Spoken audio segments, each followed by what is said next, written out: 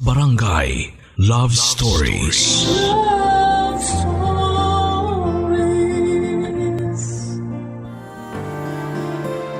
Ang nakaraan ang bumubuo sa kinabukasan ng isang tao. Kaya minsan ay hirap tayong ayusin ang ating hinaharap dahil sa hindi kagandahang simula ng ating buhay. Ikaw, kapuso, paano mo isasalba ang buhay mo kung bata pa lamang ay namulat ka na sa marahas na mundo? Dear Papa Dudut, katulad sa mga napapanood sa TV ay sisimulan ko ang sulat kong ito sa isang babala. Ang mga sumusunod na kwento na mapapakinggan ng mga kabarangay natin ay masyadong maselan. Ang ilan sa mga pangyayari dito ay sensitibo, kaya naman ang mungkahi ko ay bigyan ng patnubay ang mga batang nakikinig. Papa Dudut, itago niyo na lamang po ako sa pangalang Lara. 32 years old na ako at isa ko sa mga masugid ninyong tagapakinig mula sa Amerika. Sa YouTube channel po ninyo ako nakasubscribe at nakikinig ng mga kwento.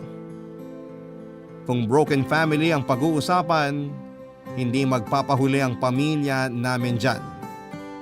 Mas broken pa yata sa pinaka-broken ang pamilya ko, Papa Dudut. Lumaki ako sa isang kahig, isang tukang buhay.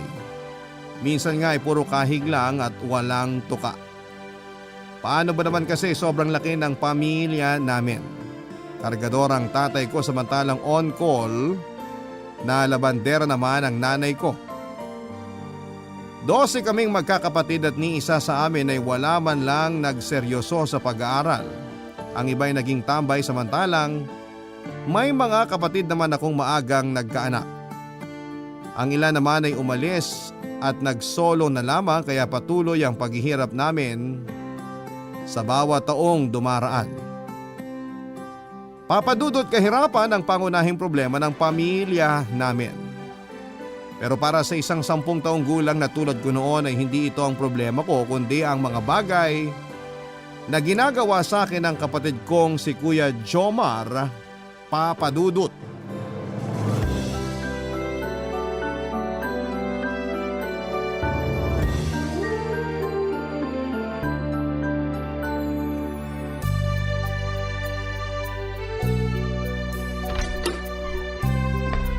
Kuya Jomar! Oh, Lara. Ba't gising ka pa? Hinintay kita. Sabi mo kasi bibigyan mo ako ng regalo sa birthday ko eh. Birthday ko na ngayon. Kaya naman pala. Happy birthday. Ilang taong ka na ba? 10 na ako. Nako, dalaga ka na pala. May regalo ka ba sa akin? Siyempre naman, meron. Nag-promise ako sa'yo, di ba? Nasaan? Wala naman akong makita eh. Teka lang, mamaya ako ipapakita sa'yo. Masyado ka naman excited. Dapat bago ko ibigay yung regalo mo, may gagawin ka muna sa akin. Ano namang gagawin ko? Masayin mo muna ako sandali. Pagod ako galing trabaho eh. Si kuya naman. Lagi mo na lang kung inuutusang magmasahe sa'yo. Sige na, bahala ka. Hindi ko ibibigay regalo mo. Maganda pa naman yun. Sige na nga. Halika, doon tayo sa kwarto. Nasaan yung mga tao sa bahay? Bakit parang walang tao dito? Tulog na sila. Sina ate naman lumabas. Sina nanay at tatay. Tulog na rin.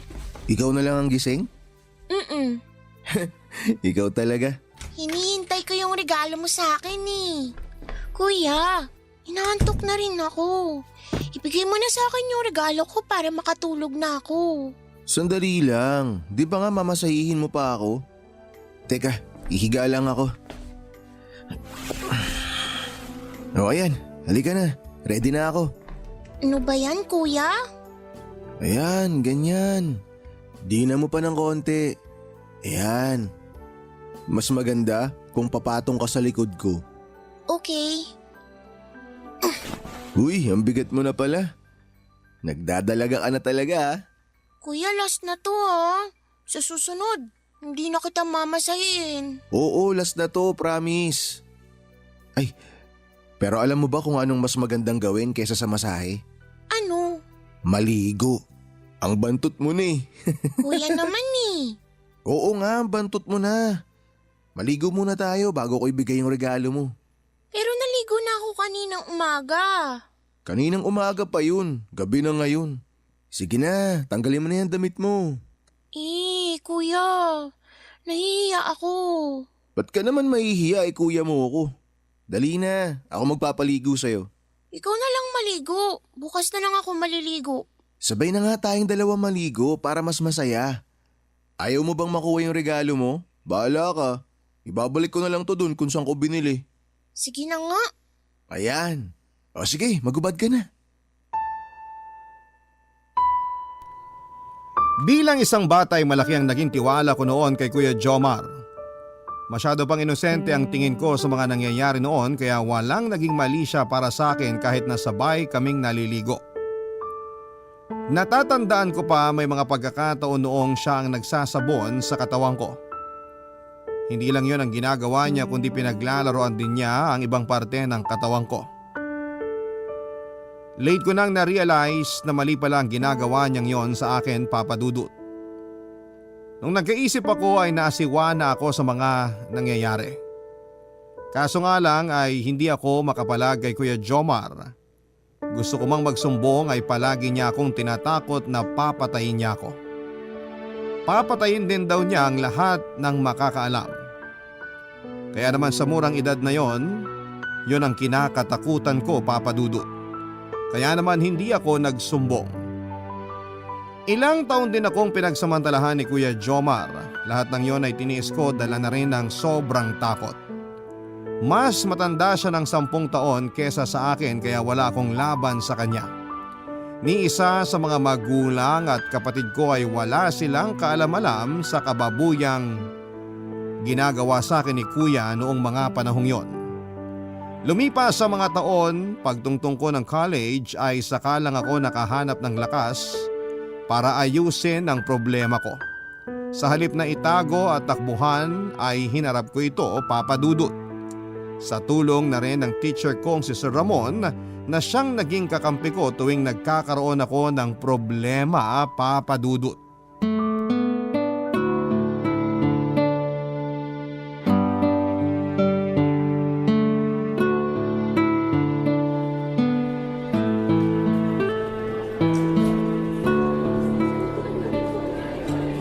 Lara, Good afternoon po, sir.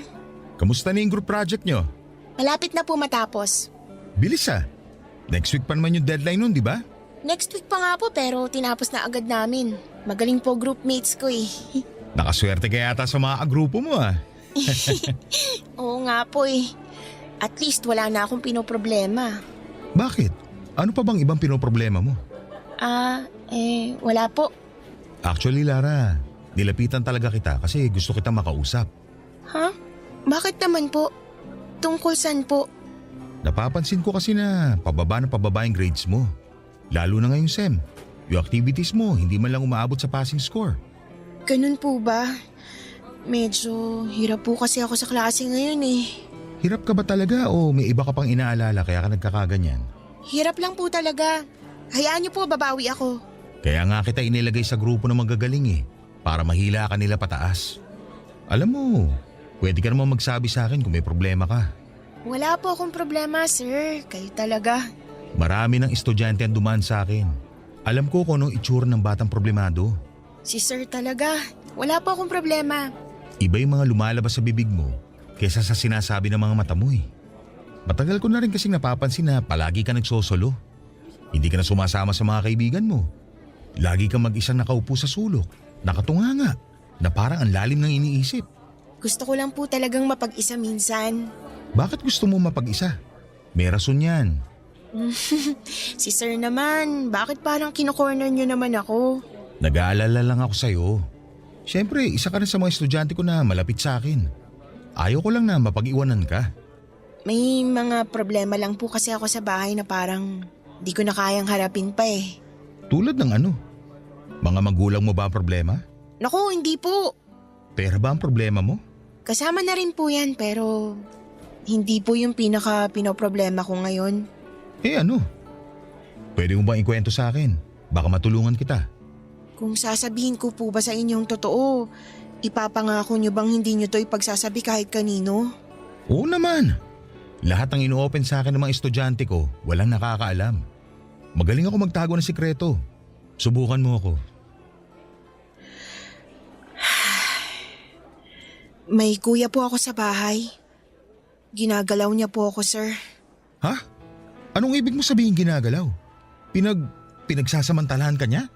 Opo, simula pagkabata, hindi niya na po ako nilubayan. Hindi ka ba nagsumbong sa mga magulang mo? Takot po ako eh. Baka saktan ni kuya si nanay at tatay. Sa pulis. Dapat magpatulong ka sa pulis. Krimen niyang ginagawa niya sa'yo. Sir, wag po. Hayaan na lang natin siya. Ayoko po ng gulo. Hindi mo po kilala si Kuya Jomar. Kaya niyang pumatay ng tao. Kahit na. Hindi maganda ang ginagawa niya sa'yo. Sir, nag-promise po kayo na walang makakaalam sa mga sinabi ko sa inyo. Huwag ka mag-alala. Hindi ko ito ipagsasabi pero kailangan may gawin tayo dyan. Ako na pong bahala kay Kuya, sir. Ang gusto ko lang naman, may makausap tungkol sa problema ko kasi sa totoo lang, ang bigat na. May mga times na hindi ko na po kaya. Mabuti at nabanggit mo sa akin. Sana kahit paano gumaan yung mga karga-karga mo. Kung gusto mo maglabas ng sama ng loob, nandito lang ako, Lara. Tandaan mo, pwede mo akong lapitan at kausapin. Salamat po, sir.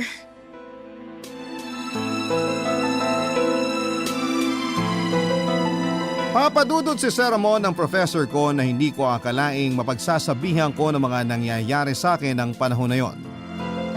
Nung unay wala talaga akong balak na sabihin o ikwento kahit kanino ang mga pinagdadaanan ko. Lalong ayoko sanang sabihin kung ano ang mga nangyayari sa akin sa mga professor ko. Pero ng mga oras na yon na nagkausap kami ni Sir Ramon, siguro'y ginusto ng pagkakataon na bawasan ang bigat na nararamdaman ko kaya bigla na rin akong napakwento. May asawa at isang anak na si Sir Ramon. Galing sa pagiging high school teacher ay nag-decide siya na magturo sa college. 7 taon na siyang nagtuturo sa kolehiyo noong makilala ko siya, Papa Dudut. Close si Sir Ramon sa lahat ng estudyante niya at isa na ako sa mga naging malapit sa kanya. Parang barkada ang turingan namin noon sa isa't isa. Approachable kasi siya, Papa Dudut, at hindi istrikto. Ang bawat lesson namin sa klase ay parang naglalaro lang. Enjoy siyang kasama kaya naman siya ang lagi kong nilalapitan tuwing nangangailangan ako ng taong masasandalan. Noong time na tinanong ako ni Sir Ramon kung ano ang problema ko ay hindi ko na napigilan ang sarili ko at sinabi ko na sa kanya ang lahat. Nagulat siya sa mga nalaman niya. Sa katunayan ay gusto na niya noong isuplong sa mga pulis si Kuya Jomar pero pinigilan ko siya, Papa Dudut. Hiniling ko kay Sir Ramon na sana'y walang makakaalam ng sekreto ko lalo na ang pamilya ko. Nangako naman si Sir na hindi niya ipagsasabi ang mga nalaman niya. Pero pagkatapos noon ay doon na nagsimulang lumala ang mga kaganapan sa buhay ko, Papa Dudut. Barangay Love Stories. Barangay Love Stories. Simula noong nalaman ni Sir Ramon ang kahalayang ginagawa sa akin ni Kuya Jomar ay hindi na siya pinatulog ng kanyang konsensya. Hindi raw kasi niya maaatim na isiping binababoy ako ng kapatid ko sa mismong tahanan namin. Gumawa ng paraan si Sir Ramon para ilayo ako kay Kuya Jomar. Nagulat na lamang ako noon, Papa Dudut, noong biglang nagpakita si Sir sa bahay namin. Bigla akong binalot ng kaba at takot na baka sabihin nito ang totoo sa mga magulang ko. Saka na lamang ako nakahinga ng ibang bagay pala ang sadya nito. Papa Dudut, inalok ako ni Sir Ramon na mamasukan sa kanyang bilang kasambahay. Dahil sunod-sunod na noon na mga gastusin sa school ay naisip niyang kunin ako para tulungan ang asawa niya sa mga gawaing bahay. Sakto dahil nakwento ko noon kay Sir Ramon na naghahanap ako ng sideline dahil gusto kong maging working student. Hindi na ito sinayang ng mga magulang ko. Mabilis silang pumayag sa trabahong inaalok ni Sir Ramon. Agad akong lumipat sa bahay ng professor ko, Papa Dudut. Yun lang daw kasi ang tanging paraan na naisip ni Sir Ramon para mailayo ako mula sa Kuya Jomar ko. Sobrang laki ng pasasalamat ko sa kanya dahil dito ay nawala ang problema ko at nabigyan pa ako ng trabaho. Tumagal ng ilang buwan ang pananatili ko kina Sir Ramon bilang kasambahay. Wala naman noong naging problema hanggang sa isang gabi isang bagay ang ginawa ni Sir Ramon na nagpabago ng pagtingin ko sa kanya, Papa Dudut.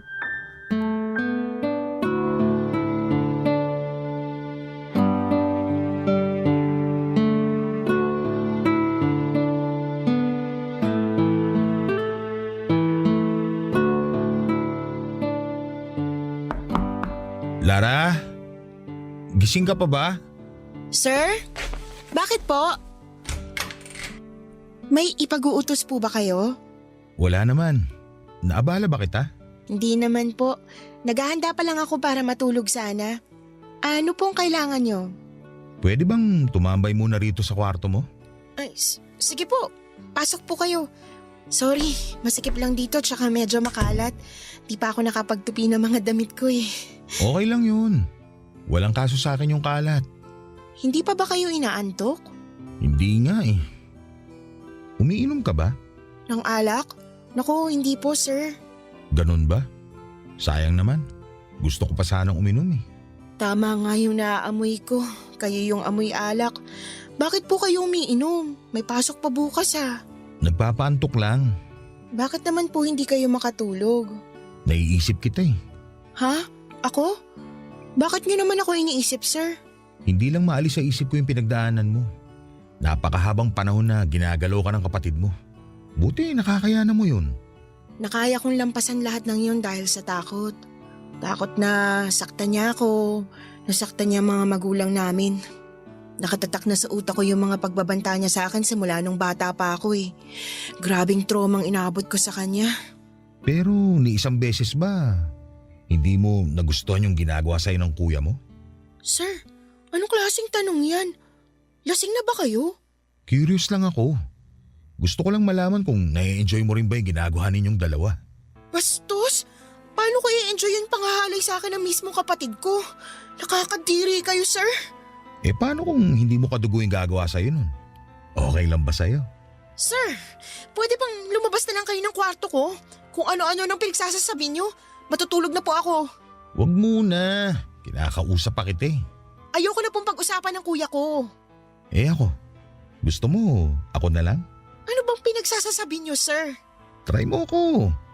Tiyak na mas magaling ako kaysa sa kuya mo. Sir, Kahit one time lang. lumayo po kayo sa akin. Huwag kang lalapit, sisigaw ako. Walang makakarinig sa'yo kahit sumigaw ka. Nasa kabilang bahay ang asawa at anak ko. Sir, please. Aalis na lang po ako. Ba't ka naman naalis? Hindi pa tayo nagsisimula eh. Gusto mo rin naman ako, hindi ba? Aalis na lang ako. Sabing huwag ka muna umalis eh. Aray ko, sir. Dito ka muna. Nasasaktan po ako. Sir, tama Ito na talaga po. gusto ko sa'yo.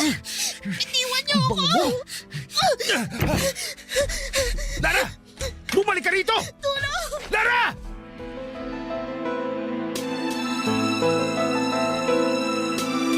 Sa lahat ng tao ay hindi ko inakala na magagawa rin yun sa akin ni Sir Ramon, Papa Dudut.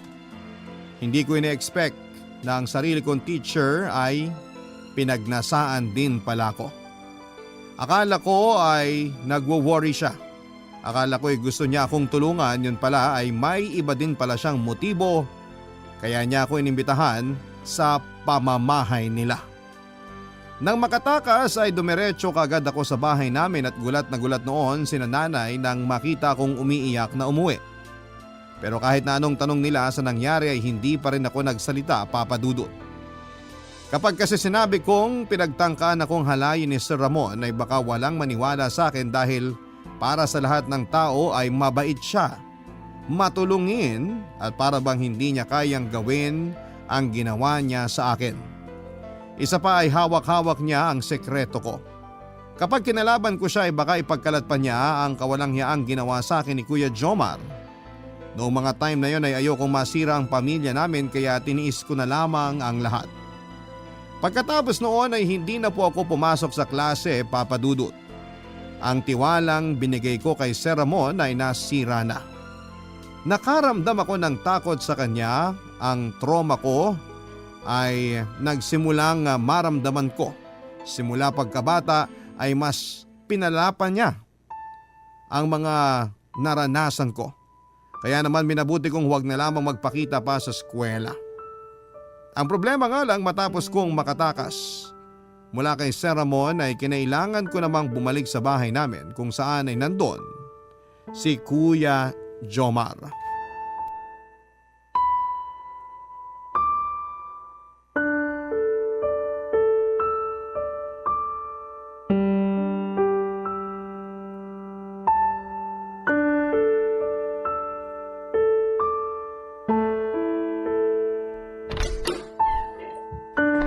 Oh, Lara. Mabuti naman naisipan mong bumisita rito sa bahay. Akala ko nakalimutan mo nang may pamilya ka eh. Umalis na ako kina Sir Ramon. Hindi na ako namamasukan doon. Bakit? Ano nangyari? Mahabang kwento. Sinasaktan ka ba niya? Basta, wag mo nang alamin. Ang mahalaga, nilayasan ko na yung manyak na yun. Manyak? Bakit? Anong ginawa niya sa'yo? Inasok niya ako sa kwarto. Pinagsamantalahan niya ako. Walang hiya yun ah. Gusto mo sugurin natin ngayon yung hayop na yon? Makakatikim talaga siya sa akin. Wag na. Mag-ieskandalo ka pa. Tsaka wala namang maniniwala kahit sabihin ko yung totoo eh. Baka naman inaakit mo siya, kaya ganun. Kuya! Kakampihan mo pa ba yung baboy na yon? Palibasa pareho lang kayo. Anong sinabi mo? Wala. Sabi ko maliligo na ako. Gusto mo sabay tayo? Kuya naman, pwede bang itigil mo na yung ginagawa mo sa akin? Hindi ka ba natatakot sa mga pinagsasasabi mo? Bakit naman ako matatakot? Wala naman nakakaalam eh. Pwera na lang kung may pinagsabihan ka. Meron ba? Wala. Good. Kaya gustong gusto ko ito eh. Tahimik ka lang. Alam mo, namiss kita. Sakto. Nasa labas si nanay ngayon. Walang tao dito sa bahay. Ano? Gusto mo ba? Kuya, please naman. Sus! Kunwari ka pa eh. Gustong gusto mo rin naman yung ginagawa natin. Halika na! Sandali lang kuya, ano ba? Halika na! Bakit bang arte mo? Gusto mo pa yata makatikim sa akin eh, ha? Isusumbong kita kay tatay. Sige, gawin mo! Hinahamon kita! Magsumbong ka sa kanila! Baka gusto mong maulila na tayo sa mga magulang. Nagmamakaawa ako sa'yo, lubayan mo na ako. Paano kita lulubayan? Eh ikaw tong lumapit sa akin. Bumalik ka nga dito sa bahay. Ibig sabihin nun, gusto mo yung mga nangyayari sa ating dalawa. Kasi kung hindi, di sana matagal ka nang umalis dito sa bahay. Di ba? Kung kaya ko lang sana matagal na akong umalis. Ang dami mong satsat. Maligo ka na. Pagbalik ko dapat ready ka na. Saan ka pupunta? Sa labas. Bibili ng maiinom. Pampainit ng katawan. O sige na. Maligo ka na. Alam ko namang sabik ka na rin sa akin eh.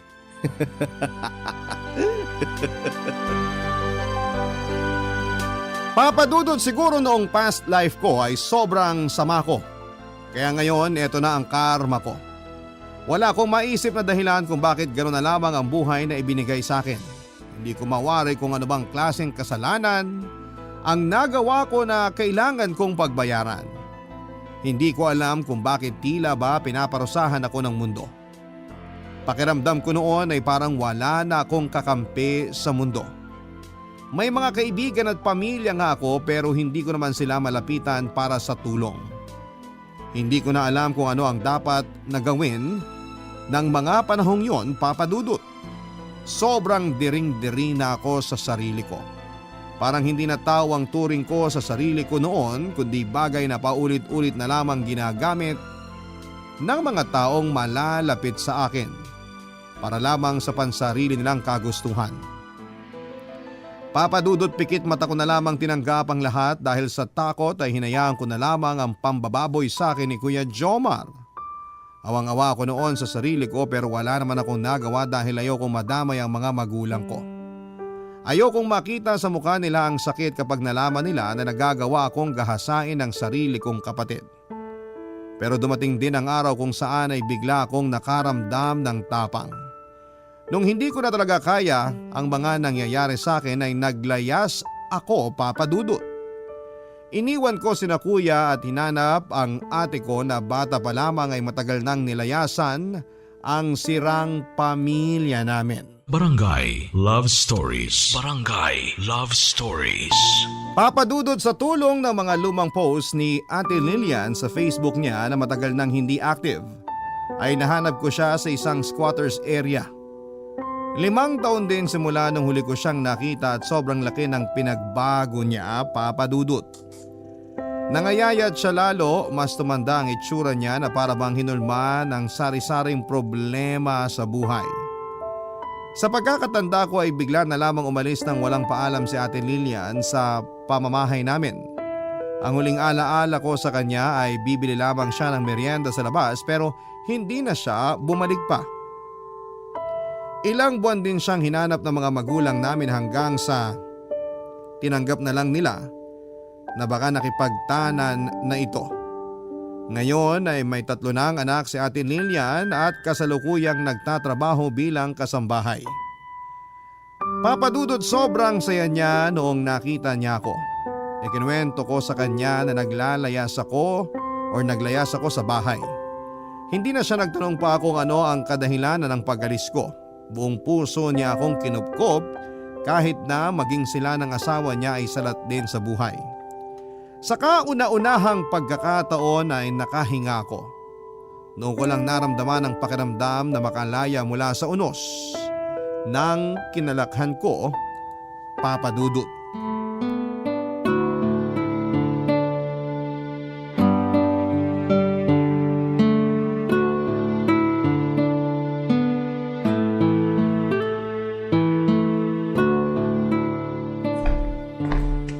Good morning, ate.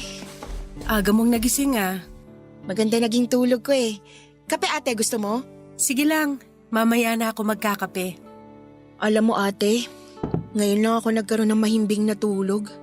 Kahit nasa lapag lang ako natulog kagabi. First time kong natulog ng walang takot sa katawan. Bakit ka naman natatakot matulog? Nasanay na kasi ako na laging nilalapitan ng demonyo tuwing natutulog ako eh. Demonyo? Anong ibig mong sabihin? Si Kuya Jomar yung sinasabi ko. Si Kuya? Huwag mong sabihin... Lara! Bakit, ate? Alam mo ba kung anong ginagawa sa akin ni Kuya? Huwag mong sabihin pinagsasamantalahan ka niya. Ganun na nga. Simula pagkabata, ganun ang ginagawa niya sa akin. Sorry, hindi ko alam. Wala ka naman dapat ikahingi ng tawad. Wala ka namang kasalanan eh. Sorry kasi wala akong ginawa. Hindi mo naman alam na ganun yung nangyayari. Hindi ko alam na ginagawa sa'yo yun ni Kuya, pero alam ko na gawain niya yun. Pero paano mo nalaman na ganun si Kuya? Lara, hinalay din ako ni Kuya. Hindi lang isang beses, kundi maraming beses. Kaya ka ba naglayas dahil sa kanya? Oo, hindi ko na matiis noon yung pambababoy na ginagawa niya sa akin. Hindi ko alam na pati ikaw ginagalaw din pala niya. Walang hiya talaga yung taong yun. Napakahayop. Hindi ba alam nila nanay ang nangyari sa'yo? Hindi. Pinagbabantaan niya ako na papatayin niya si nanay kapag nalaman nila ang totoo. Pareho pala tayo ng dinanas. Kung alam ko lang, sana nagsalita na ako noon pa. Paano yan, ate? Natatakot ako para sa buhay nila, nanay at tatay. Hindi magagawa yun ni Kuya Jomar. Alam ko kasi puro salita lang siya eh. Grabe! Paano nagkaroon ng ganong klaseng tao? Napakademonyo niya, anak siya ni Satanas. Mabuti na lang nakalayo na tayo sa kanya. Kaya sobra-sobrang pasasalamat ko sa'yo, ate. Kasi tinanggap mo ko sa bahay niyo. Hindi mo ko pinagkaitan ng kalayaan. Huwag kang mag-alala. Hanggat magkasama tayo, hindi ka magagalaw ni Kuya Jomar. Sana kunin na rin natin si nanay at tatay. Nag-aalala din ako sa kanila eh. Hayaan mo, kapag nakaluwag-luwag ako, kukunin natin sila.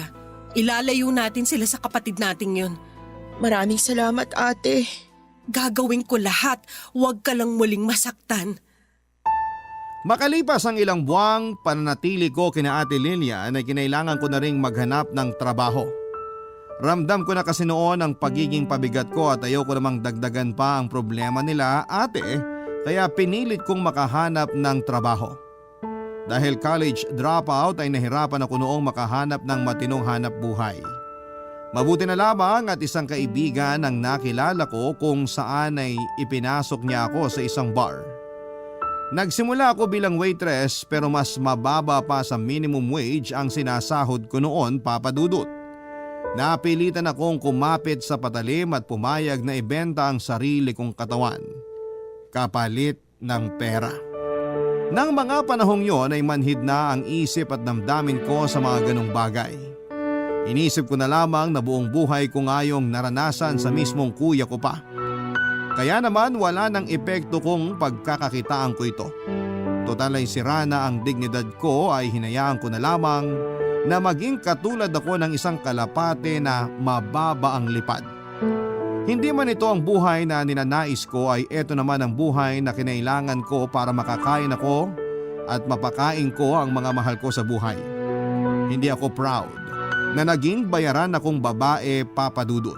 Pero hindi ko rin kinakahiya na ang trabahong yon ang naging dahilan kung bakit unti-unti ay umayos ang buhay ko. Ilang taon akong naging prostitute. Kahit papaano ay natahimik naman ang buhay ko noon sa kabila ng ganong klase kong trabaho. Hanggang isang araw, bigla na lamang nagpakita sa amin si Kuya Jomar.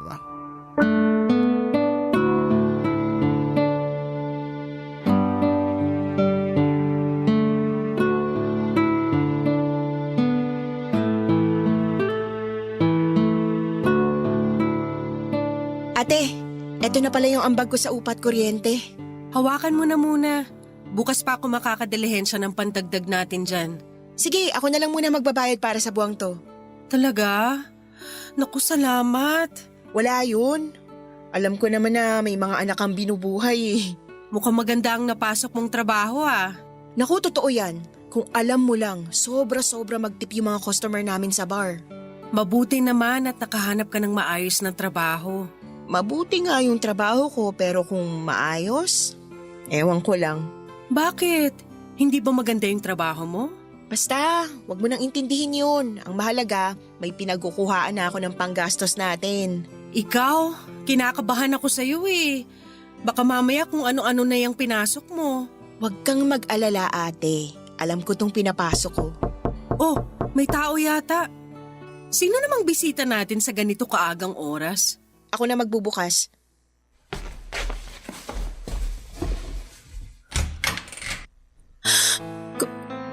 Kuya Jomar? Kumusta? Ano, Lara? Namiss mo ba ako? Jomar? Anong ginagawa mo rito? Aba, magkasama pala ang paborito kong mga kapatid ah. Lilian, long time no see ah. Anong ginagawa mo rito? Bakit? Bawal ko ba kayong bisitahin ng mga kapatid ko? Paano mo nalaman kung saan kami nakatira? Paano naman kayo hindi mahahanap ang dami mong post sa Facebook? Kung nagtatago kayo, edi sana binlock nyo ako sa Facebook nyo. Ayan tuloy, nahanap ko kung nasan kayo. Aminin mo na kasi, Lara, nagpapahanap ka rin sa akin eh. No? O paano ba yan? Nandito na ang kuya. Susunduin na kita. Wala kang susunduin. Umalis ka na rito. Bakit mo naman ako pinapalayas agad, Lilian? Ganyan ka ba tumanggap ng bisita? Papasukin niyo naman ako. Hindi ka welcome sa pamamahay ko. Umalis ka na! Okay. Madali lang naman akong kausap. Lara, halika na. Hindi ako sasama sa'yo. Anong hindi ka sasama? Ayokong sumama sa taong manyakis. Sinong manyakis? Ako? Alam nating pareho na gusto mo rin yung mga ginagawa ko sa'yo. Gustong gusto mo yung ginagawa natin, Lara. Tama na, kuya. Hindi mo na kami matatakot. Matatakot? Kailan ko ba kayo tinakot? Huwag ka nang magkunwari dyan. Hindi na ako tulad ng dati. Hindi mo na ako magagalaw. Ah, talaga ba? Di ka natakot kahit mawalan ka ng nanay at tatay? Sige, subukan mo. Tanod ang asawa ko. Isang tawag ko lang sa kanya, ipapadampot ka namin dito ora mismo. Gaya ka naman pala matapang, Lare. Nakahanap ka ng kakampi. Pinagsawaan ko na rin tong si Lilian eh. Grabe ka, kuya. Paano mo naaatim sabihin ang mga bagay na yan? Ayaw mong umalis? Sige, lapitan mo pa kami at ako mismong gigilit sa leeg mo! Relax, relax. Galit na galit naman kayo. Eto na. Alis na ako. Huwag ka na magpapakita sa buhay namin! Hayop ka! Matapos ang araw na yon ay hindi na ulit nagparamdam sa amin si Kuya Jomar. Mas tumapang na po kasi ako ng panahon na yon, Papa Dudut. Nasanay na ako sa mundo ng bar at ng mga kalalakihang sabik sa laman. At dahil dito ay unti-unti kong nabuo ang tapang ko para lumaban sa mga taong nanlalamang sa akin. Hindi na ako takot sa mga pagbabanta ni Kuya Jomar dahil alam kong may kakampi na ako at si Ate Lilian yon. Sa halip ay kami na mismo nagbanta na kapag nilapitan niya ulit kami ay isusumbong namin siya sa pulis. Papadudod sa mga sumunod na taon ay isang foreigner ang nakilala ko sa pinagtatrabahuhan kong bar. Binigyan ko siya ng aliw ng isang gabi at pagkatapos nito ay hindi na niya ako tinantanan. Nung una akala ko ay katawan lang ang habol niya sa akin. Hindi ko inakala na may iba pa pala siyang motibo. Nahulog na pala ang loob niya sa akin, Papa Dudut. For the first time ay isang lalaki ang nagkagusto sa akin, hindi dahil katawan ang habol niya, kundi dahil gusto niya akong mapangasawa. Itago na lang natin siya sa pangalang John, Papa Dudut. Niligawan niya ako at sinagot ko naman siya. Ngayon ay kasal na kaming dalawa at meron ng 2 anak. Kinuha niya ako sa Amerika at dito na ako nakatira kasama ang binuo naming pamilya. Papa Dudut, masaya na ako sa buhay ko sa ngayon at kailanman ay hindi ko na nakita ulit si Kuya Jomar. Sa tulong ng asawa ko ay nailayo na rin namin sa kanyang mga magulang ko. Kasama na nila ngayon ang Ate Lilian ko na tinutulungan ko ring makapagpundar ng maliit na negosyo. Masaklap man ang dinanas kong nakaraan, ay pilit ko itong nilabanan at ngayon ay malayo na ako sa dating buhay na nakagisnan ko. Muli isang magandang araw po sa inyong lahat at sana po ay meron po kayong natutunan sa aking kwento. Maraming salamat po sa lahat ng mga nakinig. Ang inyong forever kapuso at kabarangay, Lara. Nagustuhan ng iyong napakinggan? Ituloy yan via live stream sa www.gmanetwork.com/radio. Barangay LS 97.1 Forever!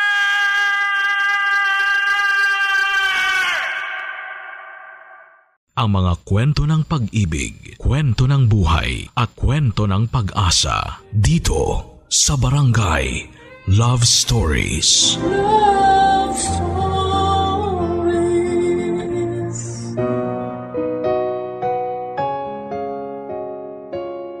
Ang pag-ibig na wagas at totoo ay walang halong pagdududa at pag-aalinlangan.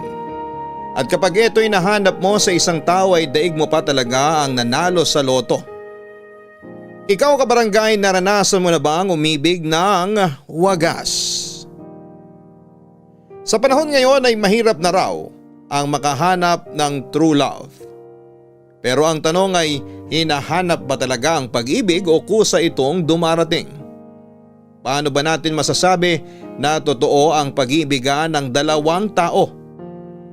Yan ang masasagot natin ngayong araw sa ating kwento na pinadala ni Estrella. Dito lamang sa mga kwento ng pag-ibig, buhay at pag-asa sa nangungunang Barangay Love Stories. Dear Papa Dudut, magandang araw po sa inyo. Ako po si Estrella. At sa mga nakaraang araw ay binahagi ko po sa inyo ang kwento ni Sol at Luna, ang 2 pinakaimportanteng tao sa buhay ko.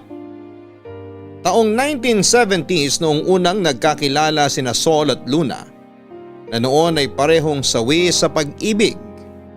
Naging magkaibigan sila, nagkamabutihan at kalaunan ay pumasok sa isang relasyon. Ang pagsasamang nabuo sa pagitan nila ay nakabuo ng isang masayang pamilya na punong-puno ng pagmamahal. 1983 noong pinanganak ni Luna ang kanilang bunso na si Benilda. Tatlo ang naging anak nila Sol at Luna Papadudut. Sina Amanda, Victor at Benilda na kahit papaano ay napalaki nilang mag-asawa sa pamamagitan ng hirap at tiyaga. Kinailangang tumigil noon ni Luna sa trabaho para mabantayan ang kanyang mga anak na noon ay puro bata pa. Si Sol ang kumayod para sa kanilang pamilya ng ilang taon. Kahit naman papaano ay hindi man mayaman ay hindi nagkulang sina Sol at Luna sa pag-aalaga sa kanilang mga anak. Pareho silang lumaki sa hirap kaya naman ayaw daw nilang iparanas sa mga anak nila ang kasalatan sa buhay na pareho nilang pinagdaanan noon. Ipinangako nila sa isa't isa na magpupursige silang dalawa para buhayin at ibigay ang mga pangangailangan ng kanilang pamilya, sa hirap man o sa ginhawa.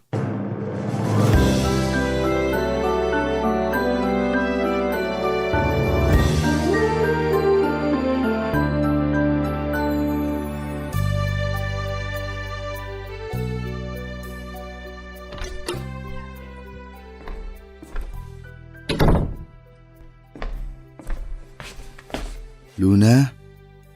Luna, gumising ka na dyan. Nandito ka na pala. Anong oras na? Mag-aalas 10 na. Bakit dito ka pa sa sala natulog? Hinihintay kasi kita. Hindi ko na malaya na nakatulog na pala ako. Yung mga bata, Kanina pa sila tulog. Bakit ngayon ka lang umuwi? nag-imbita yung mga katrabaho ko na kumain sa labas. Ayun, nagkaayaang uminom. Napasabak ako nang wala sa oras. Kaya pala amoy alak ka? Hindi naman ako masyadong naglasing. Bakit pala kayo kumain sa labas? May nag-birthday ba? Wala naman, pero may maganda akong balita sa'yo. Ano yun? Na-promote ako. Talaga? Oo.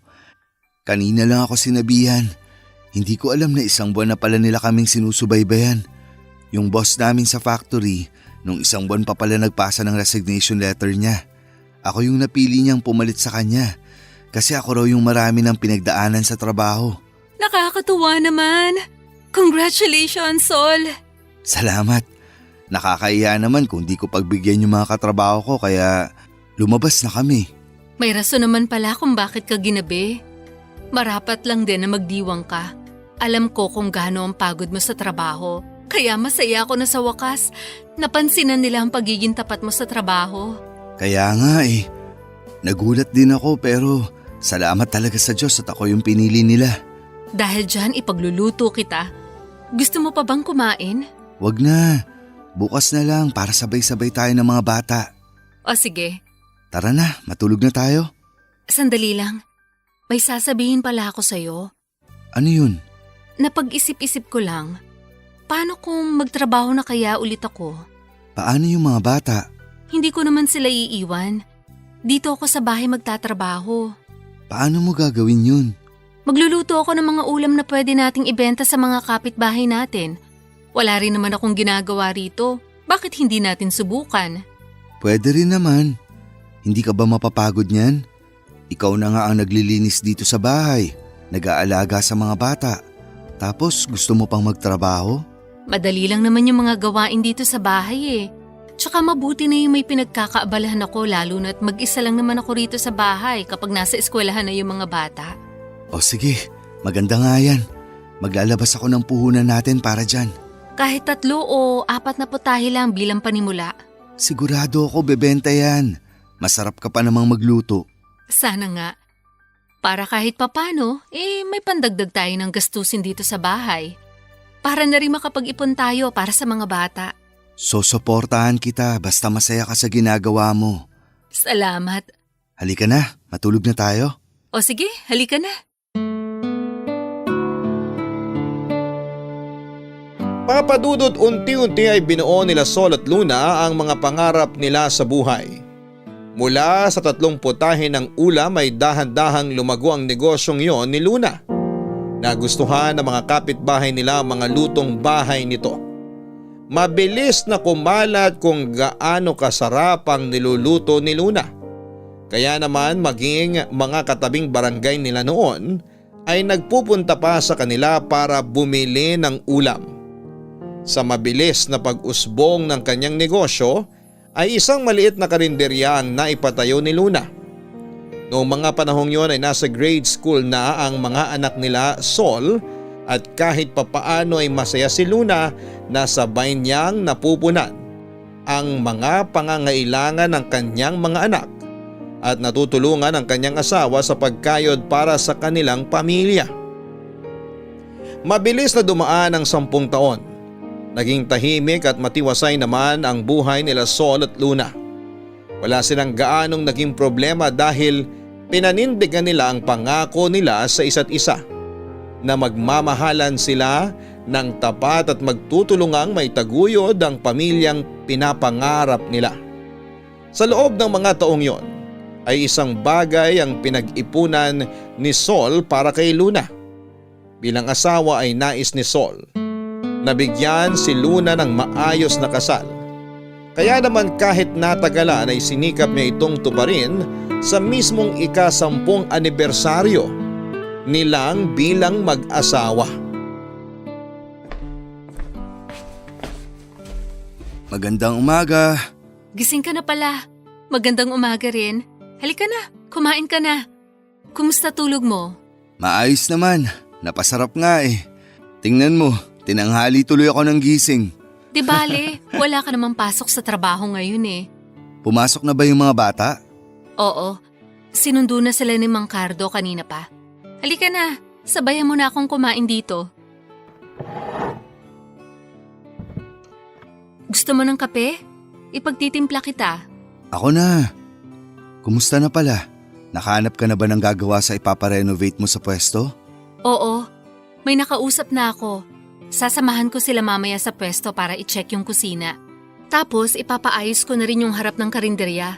Pwede rin kasi maglagay ng lamesa doon para may makainan yung ibang customer. Mukhang dumadami na talaga ang mga suki mo ah. Madami na talaga. Kaya nga mukhang kailangan ko na rin ng kasama doon eh. Maghanap ka ng kasama mo. Yung pamangkin ni Aling Tessa dyan sa may kanto. Naghahanap yata ng trabaho yun. Talaga? Makausap nga mamaya. Itanong mo, baka pwede siya. O sige, dadaan ako doon mamaya. Ano palang plano mo ngayong araw? Mamamalengke tapos diretso na ako sa karinderya. Ba't mo natanong? Paano kung magpahinga ka rin ngayon? Ngayon? Bakit naman? Sayang yung kikitain eh. May sorpresa kasi ako sa'yo eh. Ha? Anong sorpresa naman yan? Pikit ka. Anong pakulo na naman to, Sol? Pikit ka na. Oh, heto na, nakapikit na. Amin na yung kamay mo. Ayan. Teka, sinusuotan mo ba ako ng singsing? Pwede ka nang dumilat. Singsing nga! Ibinili mo ako ng singsing? Para saan? Anong okasyon? Hindi lang yan basta singsing. Eh ano? Luna, gusto sana kitang pakasalan ulit. Ano? Nagpo-propose ka ba?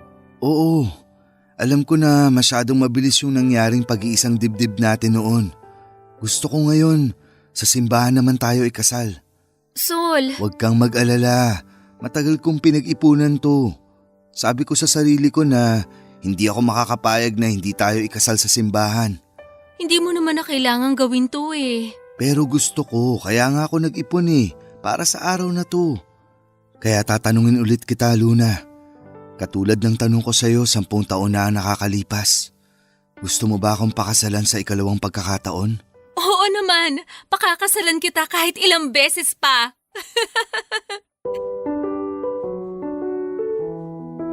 Kung ano ang kilig na naramdaman ni Luna noong sinagot niya si Sol noong mga bata pa lamang sila, ay ganoon pa rin daw ang kilig na naramdaman ni Luna noong hiningi ni Sol ang mga kamay nito para magpakasal sa ikalawang pagkakataon.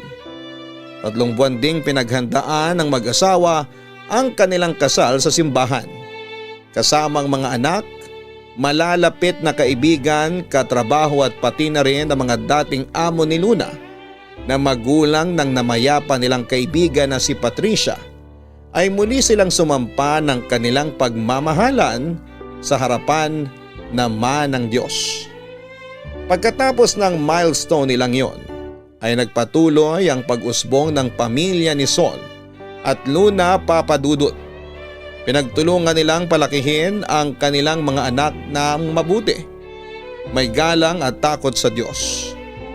Masasabi ng dalawa na lubos silang pinagpala dahil sa patuloy na pagdating ng grasya sa kanilang buhay. Ang karinderya business ni Luna ay lumago. May punto nga noon na siya ang mag-cater sa mga malalaking events tulad ng kasal at birthday. Nang mga panahong yon ay naisipan ni Sol na mag-resign na sa trabaho para matulungan ang kanyang asawa sa lumalaking negosyo ng kanilang pamilya. Ang karinderya nila ay lumaki at naging restaurant. Sa pamamagitan ng business nilang yon ay maayos nilang napag-aral ang 3 nilang anak.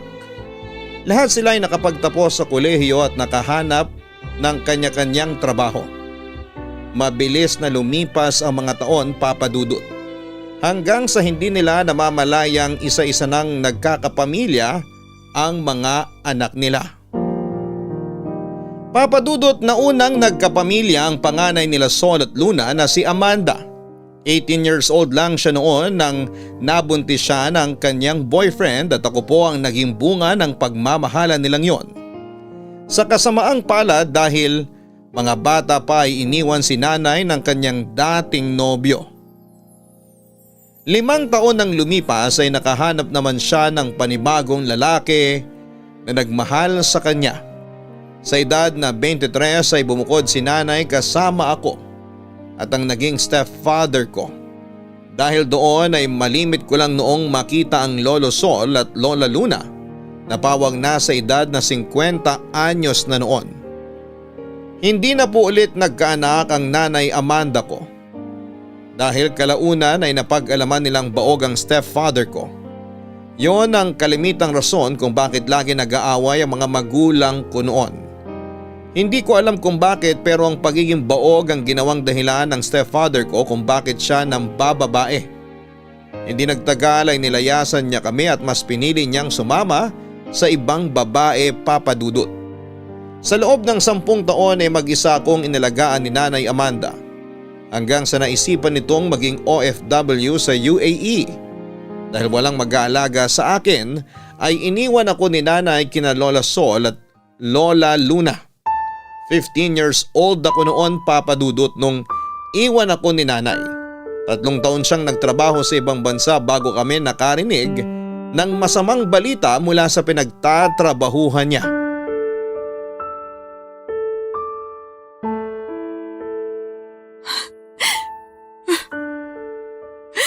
Sol, nakausap mo na ba yung employer ni Amanda? Oo, kakatawag lang nila sa akin. Anong sabi? Kailan makakauwi ang anak ko? Inaayos na raw nila yung mga papeles. Iuwi nila ang mga labi ni Amanda agad-agad kapag na-approve na nila ang lahat. Ay, Diyos ko! Ang anak ko! Ano ba kasi nangyari sa kanya? Ang kwento ng employer niya, nadulas daw siya sa hagdan habang naglilinis. Maayos naman daw siyang bumangon. Hindi naman nabagok o kung ano. Tapos pagkalipas ng ilang minuto, bigla na lang siyang nawala ng malay. Inatake na pala sa puso. Wala ba siyang kasama doon? Dapat itinakbo agad siya sa ospital. Yun naman daw ang ginawa nila. Kaso hindi na raw siya nakaabot sa ospital ng buhay. Ang bata pa niya, Sol. Ang hirap tanggapin. Kalmahin mo muna ang sarili mo. Baka mamaya ay may mangyari din sa'yo kapag hindi ka huminahon. Namatay yung anak natin. Paano ako kakalma? Saka lang ako kakalma kapag nahagkan ko na ulit siya.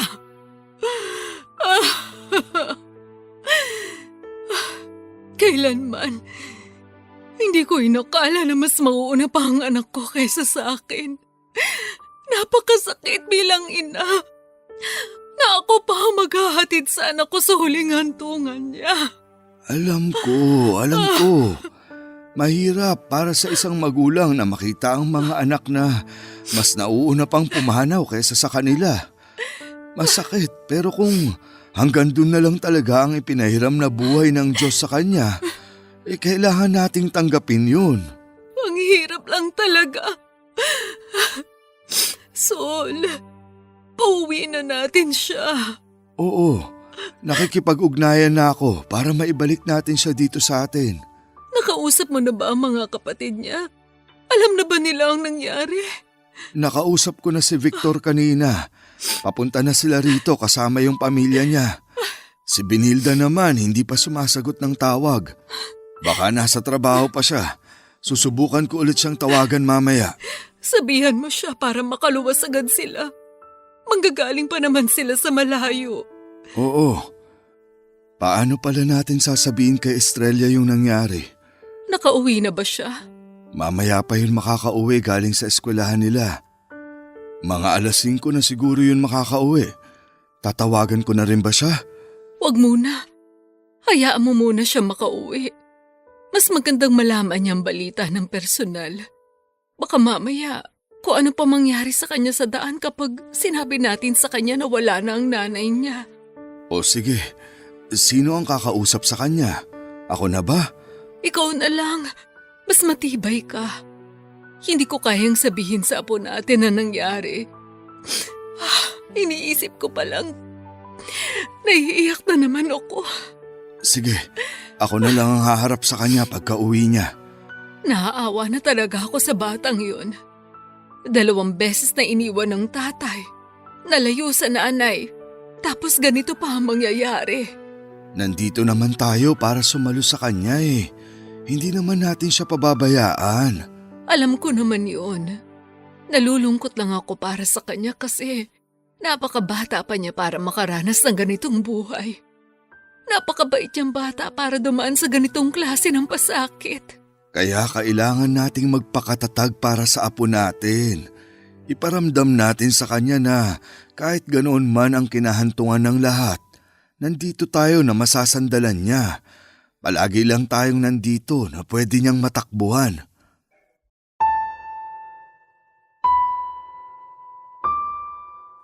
Kakauwi ko lang galing sa eskwelahan noon, Papa Dudut. Pagod at stress ako noon sa mga requirements ko noong sinalubong ako ni Lolo Sol mula sa labas ng bahay. Inaya niya akong umupo sa tapat habang pinagmamasdan naming pareho ang kulay orange na kalangitan. Hindi ko alam kung bakit pero noong mga oras na yon ay nararamdaman ko kaagad ang lungkot sa boses nito. Pinag-usapan namin ang kalagayan ni nanay sa ibang bansa at kung ano ang nangyari sa kanya. Ipinalam niya sa akin na wala na ang nanay ko at para kong sinaksak sa puso noong marinig ko ang mga nangyari, Papa Dudut. Natagalan bago na iuwi ang mga labi ng nanay ko. Pagka-uwi niya sa Pinas ay pinaglamayan namin siya ng 1 linggo bago inilibing. Teenager pa lamang ako noon, Papa Dudut, pero pareho na akong nawala ng magulang. May tatay ako na noon ay may sarili ng pamilya at nanay na binawian ng buhay dahil sa pagkayod sa ibang bansa. Simula noon ay sina Lolo Sol at Lola Luna na ang tumayong nanay at tatay ko. Ipinagpatuloy nila ang pagpapalaki at paghubog sa akin para maging isang mabuting tao. Ako ang naging katuwang nila sa kanilang restaurant at ito ang pangunahing pinagkunan namin ng pag-aaral ko. Nung makagraduate ako ay agad akong naghanap ng trabaho, Papa Dudut. At dahil sa magandang credentials ay agad naman akong nakuha sa trabaho.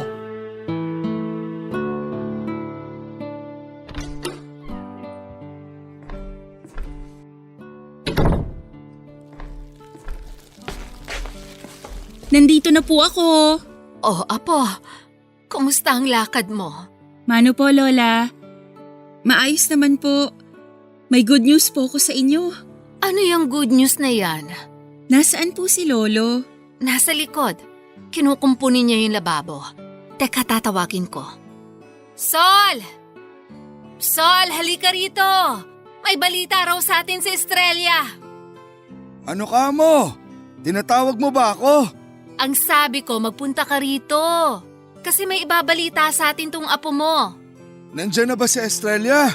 Sandali, papunta na ako dyan.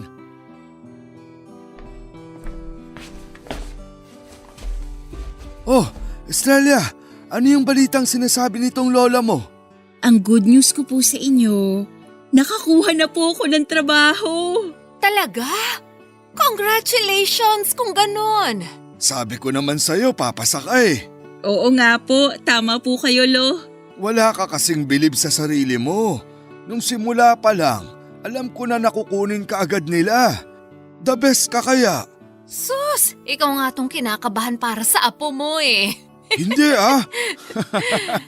Basta apo, lagi mo tong isipin. Proud na proud kami sa'yo. Tama ang sinabi ng lolo mo. Kami ang numero 1 tagahanga mo. Maraming salamat po, Lolo Sol, Lola Luna. Kung nandito lang po sana si nanay, sa tingin nyo, magiging proud din po kaya siya sa akin? Oo naman. Noon pa man, proud na sa'yo ang nanay mo. Tama. Manang-mana ka kaya sa kanya. Pareho kayong palaban at madiskarte. Madami mang pagsubok ang pagdaanan. Lagi kayong nakakaraos. Katulad ng lola mo, sobrang dami ng pinagdaanan niyan. Pero lahat ng problemang hinarap niya, nalampasan niya lahat ng yun. Ngayon alam mo na kung kanino ka nagmana. Sa inyo po. Pero may isang bagay po kung hindi namana sa inyo. Ano naman yon? Yung masarap na pagluluto. Kahit anong gawin ko, hanggang ngayon takot na takot pa rin akong humarap sa kalan. Ayun lang. Natrauma na rin siguro ako ng bata ako. Natalsikan lang ng mainit na mantika, ayaw na ulit humawak ng kawali. Isipin mo, hindi ka takot sa dugo pero takot ka sa kumukulong mantika? Oo nga po eh. Nga po pala, may inuwi akong merienda natin. Hulaan niyo po kung ano. Ano yan? Pansit! Amoy na amoy ko eh. Opo, pansit bihon po. Ang talas talaga ng pang-amoy niyo, Lo. Ako pa ba? Paborito yung lutuin ng lola mo nung araw. Dapat nagsabi ka na lang para ipinagluto kita ng pansit. Hindi ko na po kayo masusurpresa kapag sinabi ko sa inyo. Kung sa bagay nga naman.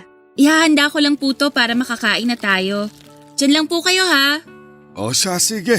Tikman nga natin yan kung mas masarap kaysa sa pansit ng lola mo. Aba syempre, mas masarap yung sa akin.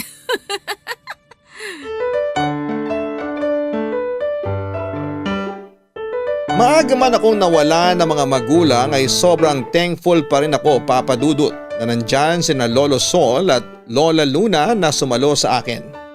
Ginabayan nila ako at tinulungang abutin ang mga pangarap ko. Gusto ko noon na bago pa man maubos ang oras nila sa mundong ito, ay makabawi man lamang ako sa kanila. Napapansin ko kasi na habang tumatanda sina Lolo Sol at Lola Luna, ay dumadami na rin ang mga nararamdaman nila sa katawan nila. Isang rason kung bakit mas pinili kong maging nurse ay para ako naman ang mag-alaga sa kanilang dalawa pagdating ng panahon. Pagsapit ng taong 2020 ay doon na po nagbago ang lahat. Sa hindi inaasahan ay nag-lockdown ang buong mundo at bilang frontliner ay nalayo ako kina Lolo Sol at Lola Luna. Yun na siguro ang pinakamahabang panahon na hindi ko sila nakitang pareho. Mahigit 8 months rin akong nagstay sa quarantine para hindi ko sila mahawahan ng COVID-19. Mabuti na lamang at sinamahan sila ng pangalawa nilang anak na si Tito Victor.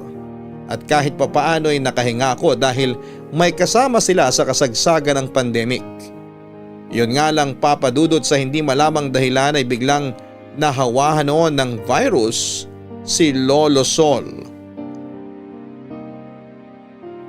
Halos bumagsak ang mundo ko noon noong nalaman ko mula kay Tito Victor na naka-quarantine noon sina Lolo Sol dahil nag-positive ito sa COVID-19. Mabuti na lamang at kakilala ko ang mga nurse na nagbabantay sa kanya. Akala ko noon ay mawawala na sa amin si Lolo Sol dahil karamihan sa mga senior na nahahawahan ng virus ay hindi na nakakaligtas. Pero palaban si Lolo Papa Dudut. Nilabanan niya ang sakit niya kahit na mag-isa lamang siya. Nakagagawa naman ako ng paraan noon para mabisita siya para kahit papaano ay malaman niyang hindi siya nag-iisa sa laban niya. Labis na nalungkot noon si Lola dahil sa nangyari kay Lolo. Gabi-gabi raw siya noong umiiyak. Matagal na panahon silang nagkahiwalay at dahil sa paghihiwalay nilang yon ay naapektuhan ang kalusugan ni Lola. Palagi raw siyang walang ganang kumain at lagi lamang daw siyang nakahiga at hindi lumalabas ng kwarto. Ayon kay Tito Victor ay natatakot daw si Lola noon dahil alam niyang simulat sa pool, lagi na siyang namamatayan ng mahal sa buhay at hindi raw niya alam kung ano ang gagawin niya kapag kaming dalawa ni Lolo ay mapahamak ng dahil sa COVID. Halos 2 buwan ding nanatili sa ospital si Lolo bago siya nag-negative sa sakit. Milagro nga raw na nakaligtas siya sa COVID. Siguro'y dahil na rin sa pagmamahal niya kay Lola. Kaya siya lumaban. 2 linggo pa siyang nag-quarantine para masiguradong wala na siyang virus bago siya muling pinauwi sa bahay Papa Dudut.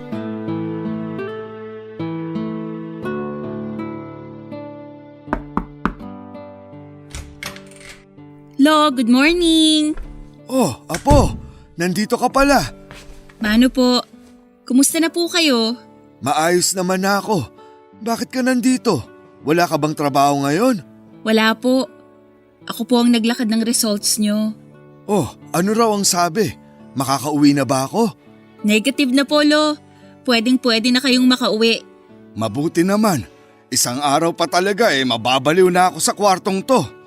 Wala na akong ibang ginawa kundi magmuni-muni buong araw Protocol po kasi Kailangan makasiguro na wala na talaga kayong virus bago kayo pauwiin. Kung paano ko ba kasi nakuha yung sakit na yan, hindi naman ako lumalabas.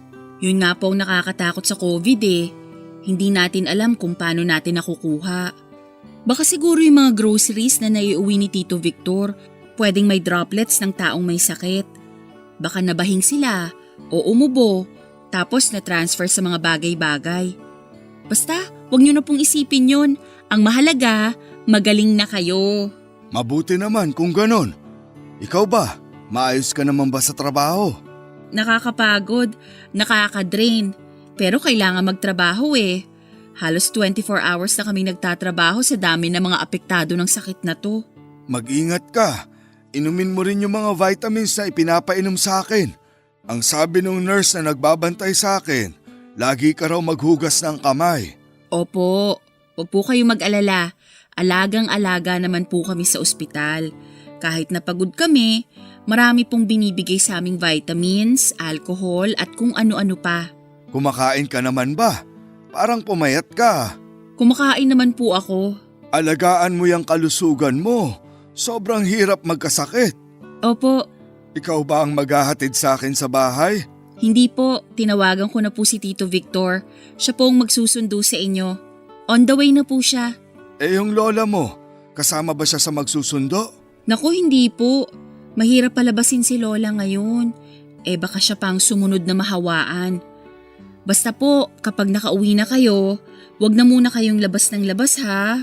Nag-aalala ako sa lola mong yun Ang hirap daw pakainin. Matigas ang ulo. Namimiss na daw po kasi kayo Araw-araw daw siyang nag-aalala sa kalagayan nyo. Hindi naman ako makatawag mula rito kasi ang hina ng signal. Oo nga po Kaya bumawi na lang po kayo kay Lola pagka uwi ninyo. Si Tito Victor po tumatawag. Sandali lang po ha. O sige. Hello Tito? Nandito na po kayo? Sige po, bababa na kami ni Lolo. Lo, nandito na yung sundo nyo. Ready na ba lahat ng gamit nyo? Oo, kaninang umaga pa nakaayos ang lahat. Sige, tara na po nang makauwi na kayo. Amin na po yan, ako na pong magbubuhat ng gamit ninyo. Salamat. Ikumusta nyo na lang po ako kay Lola. Sabihin nyo sa kanya na kumain siya ng marami at mag-take din ng vitamins ha. Makakarating. Ikaw ba? Kailan ka makakauwi? Wala pa pong kasiguruhan Ayoko rin naman pong pauwi-uwi galing sa ospital kasi mas lalong risky. Konting antay na lang po, malalampasan din natin to. Sana nga maawa na ang Diyos sa atin. Halika na po. O sige.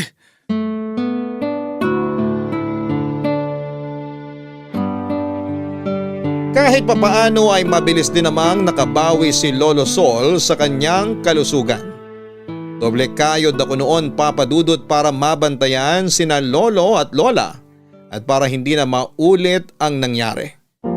Kung noon ay nakabalik na sa dati si Lolo, si Lola naman ay kapansin-pansin ang pagbabago nito. Bumaba ang timbang niya at nag-iba na ang pakikitungo niya sa mga tao. Para bang malaki ang naging epekto ng paghihiwalay nila ni Lolo dahil sa mga nangyari. Naging makakalimutin si Lola Luna, Papa Dudut, dahil siguro ilang buwan din siyang nanatili sa bahay at walang masyadong nakakausap. Nagsara ang restaurant nila kaya wala din siyang pinagkakabalahan ng mahabang panahon. Ang malala ay nawalay pa sa kanya si Lolo noon kaya siguro ay maraming nabago sa kalusugan ni Lola. Nung una, mga simpleng bagay lamang ang nakakalimutan nito. May pagkakataon noon na sa halip na suka ang ilagay sa niluluto niya ay toyo ang naibubuhos nito. May panahon din na lagi siyang nakakawala ng gamit o di kaya ay nagsasaing siya nang wala sa oras. Papa Dudut, mas lumala pa ang sitwasyon ni Lola Luna. Sa puntong minsan ay nakakalimutan na niya ang mga pangalan namin. Akala namin noon ay humihina na ang memorya niya dahil tumatanda na ito, pero nung ipatingin namin siya sa doktor ay napag-alaman naming meron na pala siyang demensya. Si Lola, Papa Dudut. Sol! Sol, nasan ka? Tulungan niyo naman ako! Nasaan na ba kayo, Sol? Lola? Lola, nandito na po ako. Ano pong ginagawa niyo dito sa likod bahay? Tulungan mo ko. Hindi ko alam kung nasan yung bahay namin. Hindi ako makauwi. Nandito po kayo sa bahay, Lola. Hindi! Hindi ito yung bahay namin eh. Anong nangyari? Sino yung sumisigaw? Si Lola po. Sol, nandyan ka lang pala. Saan ka ba nagpunta? Kanina pa kita hinahanap. Mag-isa lang ako rito. Nandun ako sa harap ng bahay. May inaayos ako. Anong ginagawa mo rito sa likod? Hinahanap ko yung kubeta. Hindi ko alam kung nasaan. Lola, kung kailangan niyo po ng tulong, tawagin niyo po kami para masamahan ka namin. Nasa loob po yung CR. Samahan ko na po kayo. Ayokong pumasok dyan. Bakit po? Alam mo ba kung kaninong bahay yan? Baka mamaya magalit pa yung may-ari. Lola, bahay po natin to. Dito po kayo nakatira. Hindi ganitong bahay namin. Bahay natin to, Luna. Halika na sa loob. Ako na ang sasama sa'yo. Hindi natin to bahay. Bakit ba mas magaling pa kayo sa akin? Halika na, Sol. Umuwi na tayo. Lola, sa tingin niyo po, nasaan po ba kayo ngayon? Aba, malay ko. Nagising na lang ako na nandito ako. Nasaan na ba tayo? Nandito nga tayo sa bahay. Bahay mo to. Tayo ang nagpatayo nito. Hindi mo na ba maalala? Ako ba'y pinaglololoko mo, Sol? Paano tayo magkakabahay ng ganito kalaki? Mahirap lang tayo. Pinag-ipunan natin tong bahay na to. Tayo mismo ang nagpatayo nito para sa mga anak natin. Sandali. Nasaan na pala yung mga anak natin? Nasaan na si Amanda? Si Victor, baka lumabas na naman yun ng bahay, ha? Lo, uminom na po ba siya ng gamot? Hindi pa. Mamaya pa dapat siya iinom. Lumalala na yata yung demensya ni Lola. Hindi na niya maalala na dito siya nakatira. Teka, sandali. Anong ginagawa mo, Luna? Iihi ako. Kanina pa ako naiihi eh. Huwag ka dyan. Nasa loob yung... Hayaan niyo na lang po. Ako na lang pong maglilinis nito mamaya. La, okay na po ba? Kung tapos na kayo, pumasok na po tayo sa loob. Sino ba kasi ang may-ari ng bahay na to? Bakit tayo nandito? Bagong bahay ba to nila Patricia? Opo, bahay po nila to. Gusto niyo po bang tignan sa loob? O sige, nasan ba si Patricia? Gusto ko siya makausap. Luna, matagal nang patay si... Lo, hayaan mo na lang po. Sa mga ganitong sitwasyon, ang dapat nating gawin, sabayan na lang natin si Lola. Hindi natin malalabanan kung anong tumatakbo sa alaala niya ngayon. Natatakot lang ako. Paano kung isang araw, hindi na rin niya ako maalala? Hayaan niyo po. Babalik din po ang mga alaala niya kapag nakainom na siya ng gamot niya. Ano la? Pasok na po tayo? O sige.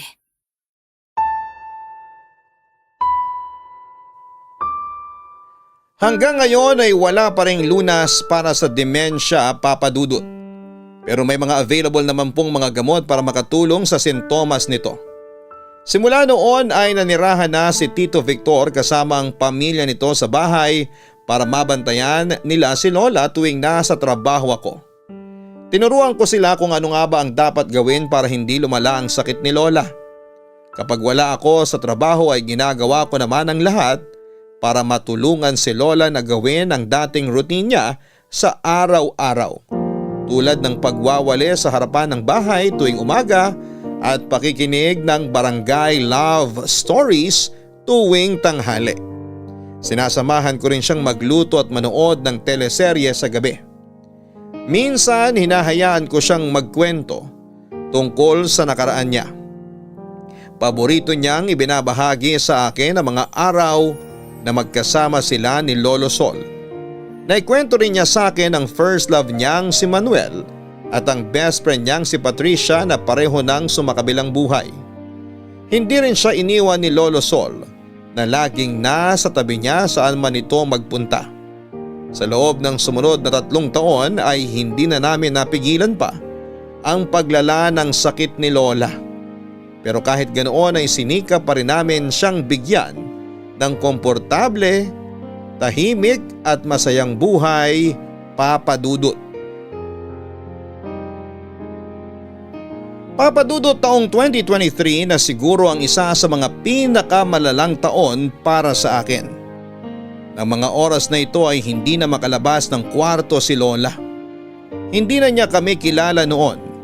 Nakahiga na lamang siya sa kama at palagi nakatitig sa kisame ng kanyang kwarto. Nakasuot na siya noon ng diaper at araw-araw na siyang hinahainan ng pagkain sa kanyang silid. Kahit ganoon ay nanatili si Lolo Sol sa tabi ni Lola. Doon na sila mismo sa loob ng kwarto sabay na kumakain. Kahit na hindi siya maalala nito ay araw-araw na ikinekwento ni Lolo kay Lola kung paano ang naging buhay nila noong malakas pa sila. Para mabantayan ng maayos si Lola Luna ay isang helper ang kinuha ni Tito Victor para magbantay kay Lola 24/7. Busy na rin kasi siya noon dahil sinusubukan niyang isalba ang restaurant business nila Lola na nagsara noong pandemic. Papa Dudut, nakakadurog ng pusong makita na ang babaeng nagsilbing ina noong ako'y naulila ay hindi na katulad ng dati. Wala na ang dating mga ngiti sa mata ni Lola habang nakaharap sa kalan at nagluluto ng sangkaterbang ulam. Wala nang mga kwentuhan namin bago matulog tungkol sa masasayang alaala niya noong dalaga pa lamang siya. Hindi na nito nadidiligan ang mga halamang kinokolekta niya sa nagdaang taon. Hindi na niya nasusubaybayan ang paborito niyang palabas sa TV. Minsan ay napapaiyak na lamang ako habang pinagmamasdan ko si Lola na mag-isang nagsasalita habang binabalikan ang nakaraan sa kanyang alaala. Lola? Hello, Lola. Kumusta na po? Maayos naman.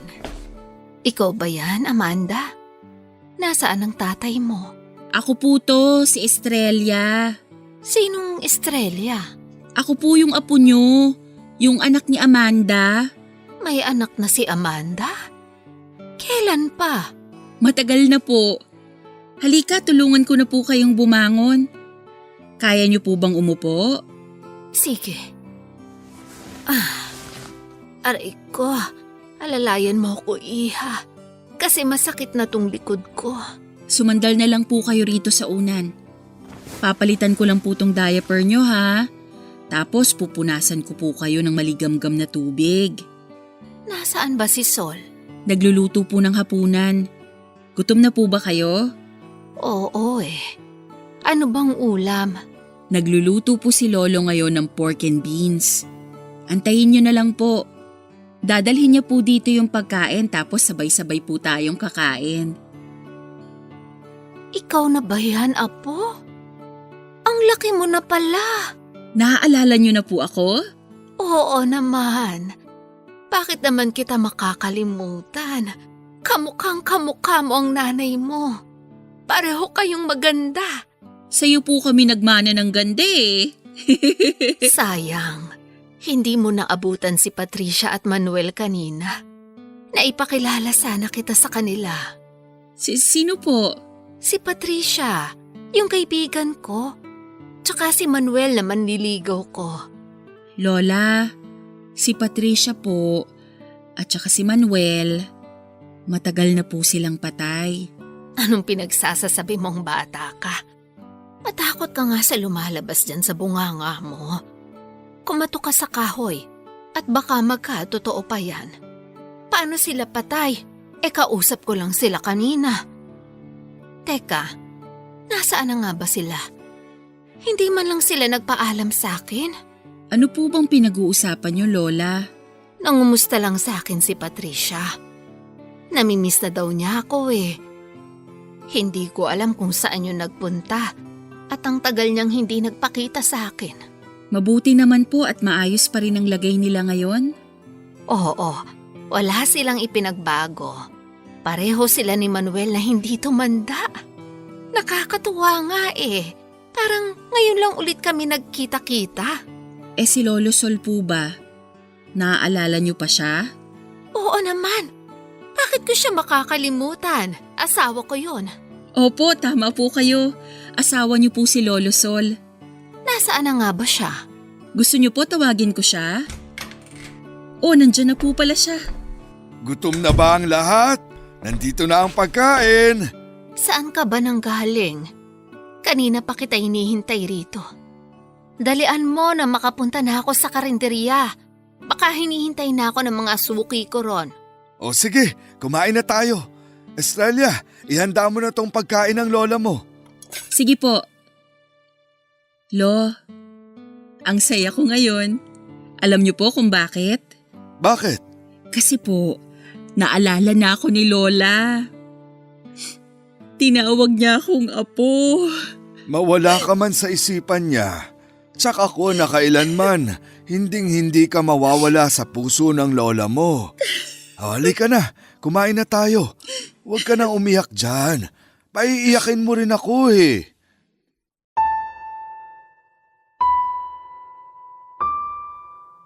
Papa Dudut, March 15, 2023, namatay si Lola Luna. Si Lolo Sol ang unang nakakita sa kanya. Bumangon siya ng maaga noong araw na yon para ipagluto ng agahan si Lola. Pero pagbalik niya sa kwarto ay saka lamang niya napansin na hindi na pala ito humihinga. Namatay siya sa kanyang pagkakatulog, Papa Dudut. Tahimik, mapayapa at may ngiti sa kanyang mga labi. Naalala ko pa rin hanggang ngayon ang huling gabi na magkakasama kaming tatlo 8:00 na noong binibihisan ko si Lola. Bigla siyang naging madaldal at nagulat nga ako noon dahil bigla niya kaming naalala. Imbes na matulog ng maaga ay nakipagkwentuhan kami sa kanya dahil noon lamang ulit siya naging aktibo. Para nga siyang walang sakit noon, Papa Dudut. Nagbalik tanaw kami sa mga masasayang pangyayari sa buhay namin noon. Naikwento pa nga niya ang tungkol sa pag-amin niya noon kay Lolo Sol sa kasagsagan ng bagyo habang nasa bubungan sila ng isang bahay. Sobrang saya ko ng time na yon, Papa Dudut, dahil puro tawanan lamang kami. Ginamit ko ang chance na yon para magpasalamat sa kanya sa lahat ng sakripisyong ginawa niya para sa akin at sa nanay ko.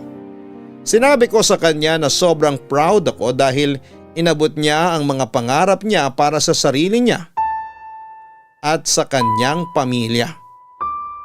Pumikit siya ng gabing yon na masaya at may ngiti sa mga labi hanggang sa hindi na po siya dumilat. Papa Dudut.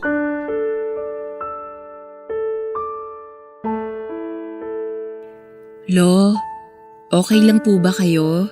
Oo, okay lang ako. Gusto niyo po bang umuwi na tayo para makapagpahinga na kayo? Dito na lang muna tayo sa sementeryo. Gusto ko munang samahan ng lola mo. Hindi po ba kayo napagod sa libing? Hindi ko pa ramdam ang pagod ngayon.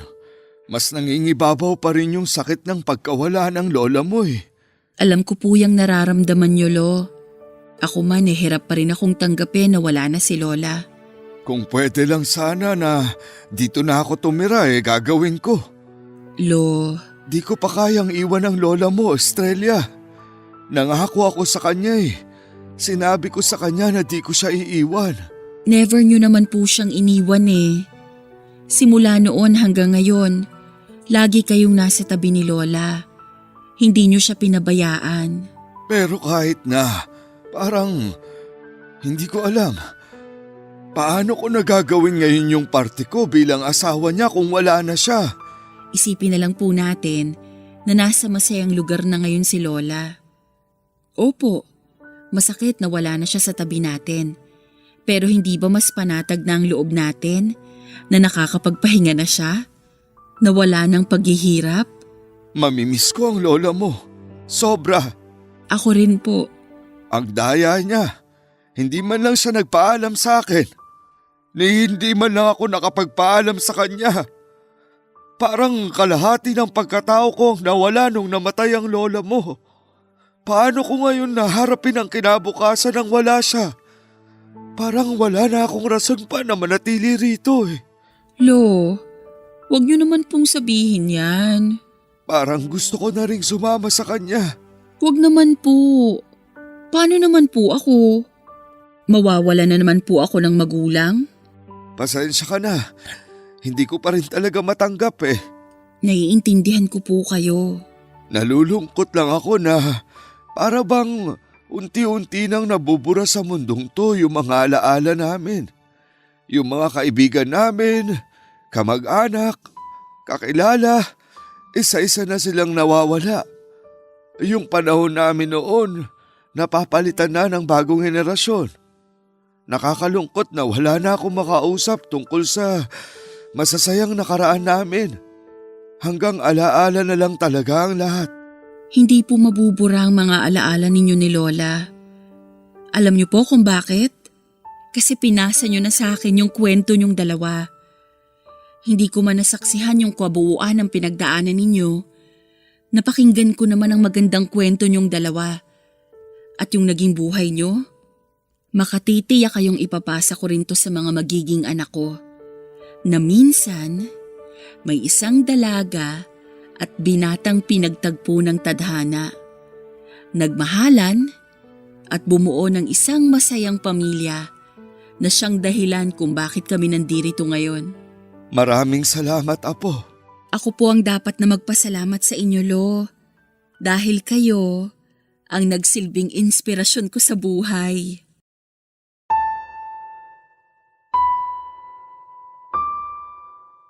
Sa ngayon ay nananatili pa ring masigla si Lolo Sol. Isang taon na simula noong nawala si Lola Luna pero hanggang ngayon, hindi pa rin kami nakakapag-adjust sa pagkawala niya, Papa Dudut.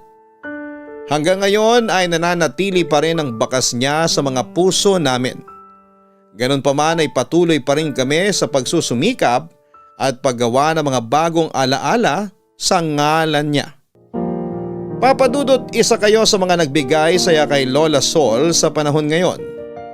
Paborito niyang tambayan ang veranda ng bahay namin, dala ang kanyang pananghalian at bitbit ang isang lumang radyo. Doon ay araw-araw siyang nakikinig sa Barangay Love Stories. Yun na raw kasi ang tanging paraan niya para alalahanin si Lola Luna. Tuwing nakatingin siya sa maaliwalas na kalangitan, ay nai-imagine daw niya na kasama niya si Lola mula sa langit. at nakikinig sa programa ninyo. Yun na kasi ang nakagisna nilang libangan bilang mag-asawa. Kaya ako nga po naisipang magpadala ng sulat sa inyo para naman may bahagi ang kwento ng lolo at lola ko. Sila ang patunay na ang pagmamahalang wagas ay kayang lagpasan ang anumang pagsubok sa buhay. Papa Dudut, lubos po akong nagpapasalamat sa inyo dahil pinagbigyan ninyo ang napakahabang kwento na ibinahagi ko sa inyo. Tiyak akong matutuwa si Lolo kapag narinig niya ang sarili niyang kwento sa programa ninyo. Bilang nandito na lang din po ako ay gusto ko pong ipag-shout out ang number 1 listener ninyo. Walang iba kundi ang aking Lolo Sol, pati na rin ang mahal kong si Lola Luna. Ito na po ang wagas ng aming kwento. Muli maraming salamat po sa inyong lahat.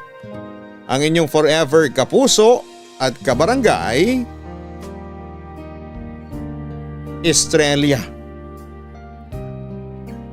Lahat po tayo ay pangarap na makasamang tumanda ang taong pinakamamahal natin. Sa panahon ngayon ay mahirap na itong maranasan, pero hindi naman po ito imposibleng makamit. Ang kailangan mo lang ay maging tapat sa iyong minamahal para ikaw at ang iyong minamahal ay sabay na tumanda. Hanggang sa muli mga kapuso, ako po ang inyong si Papa Dudut sa mga kwento ng pag-ibig, buhay at pag-asa sa Barangay Love Stories number 1. Sabay-sabay nating pakinggan ang iyong kwento ng pag-ibig, buhay at pag-asa. Ipadala lang sa barangaylovestories@yahoo.com. Nagustuhan ng iyong napakinggan? Ituloy yan via live stream sa www.gmanetwork.com/radio.